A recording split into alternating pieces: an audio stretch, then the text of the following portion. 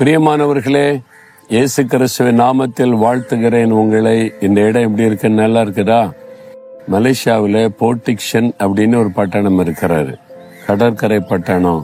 அழகான இடங்கள் இருக்கிறாரு. ஆண்டவருடைய சிருஷ்டிப்பே அழகுதானே. அந்த அழகை கூட்டுவதற்கு மனிதர்களும் பல காரியத்தை செய்திருக்கிறாங்க. பாருங்க, இந்த உடன்ல மரத்துல ஒரு அழகான பாலம் அமைச்சிருக்கிறாங்க. ரொம்ப நல்லா இருக்குல்ல. இந்த கரையிலிருந்து அந்த கரைக்கு இந்த பாலத்தின் வழியா போயிடலாம். இந்த உலகத்திலிருந்து பரலோகத்துக்கு போறதற்கு ஆண்டவர் ஒரு பாலம் அமைச்சிருக்கிறார். அது கூட மரப்பாலம் தான். என்ன மரம் நினைக்கிறீங்களா? சிலுவை மரம். சிலுவை மரத்துல இயேசு ரத்தம் சிந்தி மரித்ததுனால, அந்த ரத்தத்தினால நம்ம மீட்கப்பட்டால் நம்ம பரலோக ராஜ்யத்துக்கு போக முடியும். வேற வழி கிடையாது. ஒரே ஒரு வழிதான். அது இயேசு கிறிஸ்து தான். என்னால் அவர் தான் மனிதனுடைய பாவ சாபங்களை சிலுவையில் ஏற்று பரிகாரத்தை உண்டாக்கினார். அந்த பரிகாரத்தின் மூலமாக நம்ம விடுவிக்கப்பட்ட அனுபவத்தை பெற்றால்தான் பரலோக ராஜ்யத்திற்கு செல்ல முடியும். நல்லா யோசித்துக் கொள்ளுங்க. சரி, இன்றைக்கு ஆண்டவர் உங்களுக்கு என்ன வசனம் வைத்திருக்கிறார் அப்படின்னு நினைக்கிறீங்களா? 37 சங்கீதம் 19 வசனத்துல, அவர்கள் ஆபத்து காலத்தில் வெட்கப்பட்டு போகாதிருந்து பஞ்ச காலத்திலே திருப்தி அடைவார்கள். அன்று சொல்லார், என் பிள்ளைகளே, ஆபத்து காலத்துல நீங்க வெட்கப்பட்டு போக மாட்டீங்க. பஞ்ச காலத்துல நீங்க திருப்தி அடைவீங்க. அப்போ ஒரு ஆபத்தான காலம் வந்தா அந்த ஆபத்திலையும் நீங்க பாதுகாக்கப்படுவீங்க, வெட்கப்பட்டு போக மாட்டீங்க. தாவீது என்கிற ராஜா தான் தன்னுடைய அனுபவத்திலிருந்து இதை சொல்லுகிறார். அவருக்கு ஒரு ஆபத்து இருந்தது. அவர் தேசத்தினுடைய ராஜா, சவுல் என்கிற ராஜா தன்னுடைய முழு சேனையோட இராணுவத்தோட இந்த தாவீதை தேடி கொலை செய்வதற்கு தேடினார். ஒரு பெரிய ஆபத்து. ஒரு தேசத்தின் ராஜாவை விரோதமா எழும்பிட்டாரு. தன் இராணுவத்தை அனுப்பி கொலை செய்ய தேடுகிறார் என்றால் ஒரு மனிதனால் எப்படி தப்ப முடியும்? அதனால தான் தாவீது சொல்றார், மரணத்திற்கும் எனக்கும் ஒரு அடி தூரம் மாத்திரமே இருக்கிறது என்று. அந்த அளவிற்கு ஆபத்து சூழ்ந்திருந்தது. தாவீது முடிந்தான், தொலைந்தான், அழிந்தான் என்பதை போல சத்துரை நினைத்து கொண்டிருந்தான். ஆண்டவர் பாதுகாத்தார், வெட்கப்பட விடவில்லை. ஆண்டவர் பாதுகாத்த அதே மக்களுக்கு மத்தியில உயர்த்தி ராஜாவாக கனப்படுத்தினார்.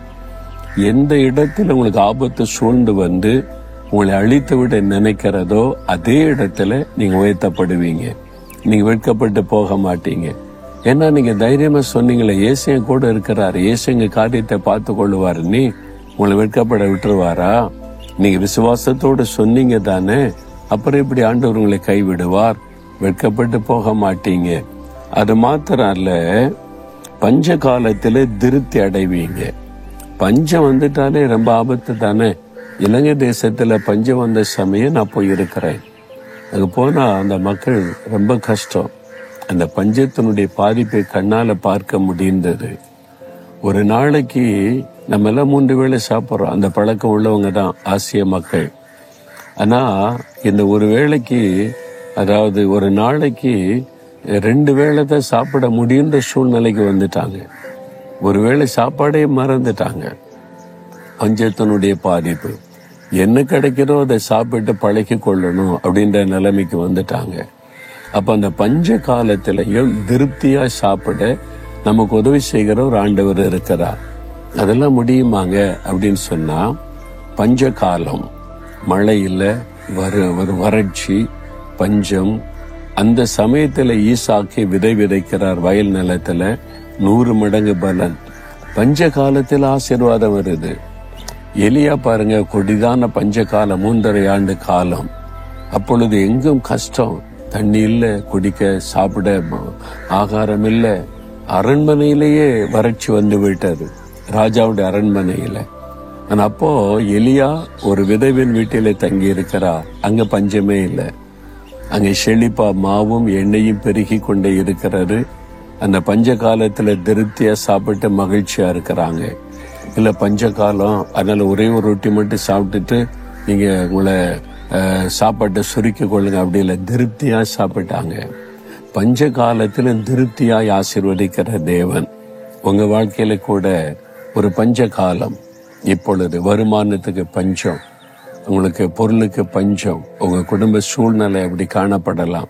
உங்களை சுற்றிலும் காணப்படலாம், உங்களுடைய தேசத்துல காணப்படலாம். ஆண்டவர் சொல்றார், பஞ்ச காலமா இருக்கட்டும் உலகத்துக்கு, நீங்க திருப்தியா சாப்பிடுவீங்க, நீங்க திருப்தியா இருப்பீங்க, மகிழ்ச்சியா இருப்பீங்க. பஞ்ச காலத்துல நான் உங்களை ஆசீர்வதிக்கிற தேவன் என்று ஆண்டவர் சொல்லுகிறார். அதனால சுற்றில நடக்கிறத பார்த்து சோர்ந்து போயிடாதுங்க. நம்மளும் பாதிக்கப்பட்டுருவோமோ என்ன ஆகுமோன்னு சொல்லி உலகமே பாதிக்கப்பட்டாலும் நீங்க பாதிக்கப்பட மாட்டீங்க. ஏன்னா உங்க கூட இருக்கிற ஆண்டவர் பெரியவர், வல்லமையுள்ளவர், ஆசீர்வதிக்கிறவர். விசுவாசத்தோட சொல்லுங்க, நான் வெட்கப்பட்டும் போக மாட்டேன், பாதிக்கப்படவும் மாட்டேன். என்ன என் இயேசு என்னோடு இருக்கிறீர், உமக்கு ஸ்தோத்திரம். துதிச்சு பாருங்க, இன்றையிலிருந்து அந்த சூழ்நிலை மாறுவதை காண்பீங்க.